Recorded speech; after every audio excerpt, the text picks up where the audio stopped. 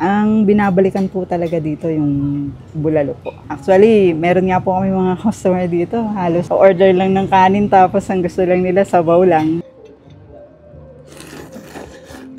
Hello po, ako po si Ate Grace, ang may-ari po nitong Balbawa Resto na located po dito sa Timalan, Concepcion, Naik, Cavite. Nag-start po kami ng November 18, 2023 na isipan po namin to dahil na-inspire po kami kay Kuya Olivers na nagtitinda po ng Gotong Batangas. So pumunta po kami doon para malaman namin kung paano para po madala namin dito sa Naik kasi wala kami nakikita na ganong klase ng kagaya sa kanila. Tinry po namin siya tapos naglabas po kami ng balbakwa, bulalo.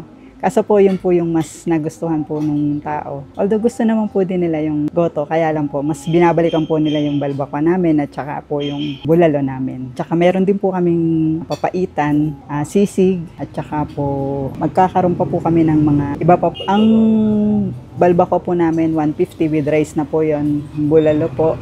May kare-kare pa rin po pala kami. 180 with rice na rin po yun. Yung sisig po namin, 120 po. At saka nga pala po, unli sabaw po kami dito. So kahit po paulit-ulit kayong humingi ng sabaw, yun, pwede po. Ang binabalikan po talaga dito yung bulalo po. Actually, meron nga po kami mga customer dito. Halos order lang ng kanin tapos ang gusto lang nila sabaw lang. Okay lang naman din po yun kasi natutuwa po kami dahil nasasarapan po sila sa sabaw namin. Binabalik-balikan talaga nila yun. Yung sabaw po talaga. Hindi na raw po kailangan lumayo, pumunta ng Tagaytay para lang makatikim ng ganong klase na sabaw. Para po sa mga gustong magnegosyo, sobrang habaan nyo po talaga yung pasensya nyo dahil hindi natin maiwasan na may mga mareklamong customer, hindi lahat gusto tayo. Isipin nyo muna po kung kaya nyo ba tumagal kung panahon na ng tagtumad. Sa ngayon, ma'am, nakakailang po kayo? Ilang kilong karne buong maghapon na? Sa buong maghapon po, nakakalima po kami, 5 kilo po. Pero nung panahon po na talagang lumakas din,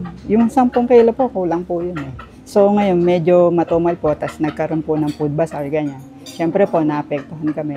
Ngayon po, nakakalima po kami, ganyan. Nag-open po kami 11 po, 11 ng umaga. Nagsasara po kami ng 2 o'clock para po mag-refill ng mga sabaw. Para po bago ulit, pagbukas namin ng 5 o'clock. Para po sa mga suki namin, maraming salamat po sa inyo dahil hindi niyo po kami iniwanan. Doon naman po sa mga gustong sumubok dito, subukan niyo po at hindi po kayo magsisisi dahil po sobrang promising po na yung mga tinitinda po namin dito ay malinis. Tapos po, masarap. Lahat po ng siniserve namin dito. Kaya po namin kainin, tikman, kaya po makakasiguro po kayo na malinis po talaga. At tayo mga kabangers, nandito tayo ngayon sa Balbawa Resto dito sa Timalan, Concepcion, Naik, Cavite. Ayan, grabe, napabalik tayo dito. Galing na tayo dito dati. Namiss ko yung yung Gotong Batangas nila dito. Grabe, sobrang tindi pa rin. 150 pesos, ganyan ang kadami. Oh. Grabe, no? Ang dami.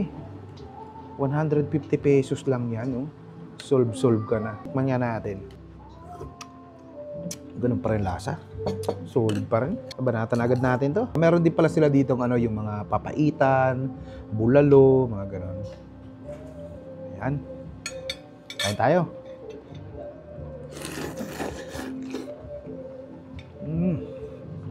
Grabe.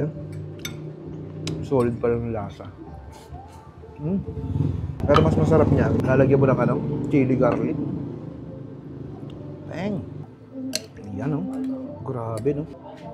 Lagyan natin dito. Tapos lagyan natin ng patis mansi. Wow. Talagang mapapa-exercise ka dito. Quality.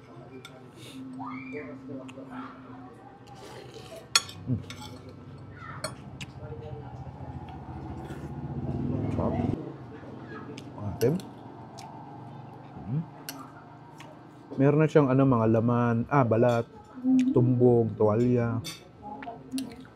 Dami na rin labas sa sa 150 pesos.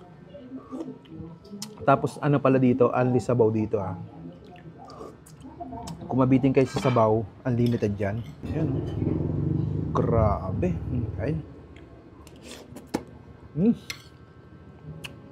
Sulit talaga yung lasa. Ang lambot. Malasang malasa.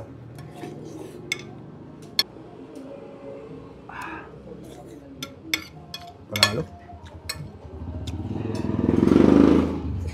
sabaw pa lang, panalo na.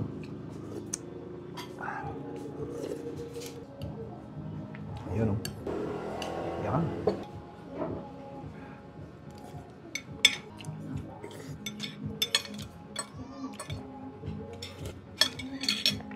Kaya kung taga-naik ka o mapadaan ka dito sa Timalan Concepcion, bisitahin mo na Balbao Resto. Napaka-solid dito mga lods. Panalo.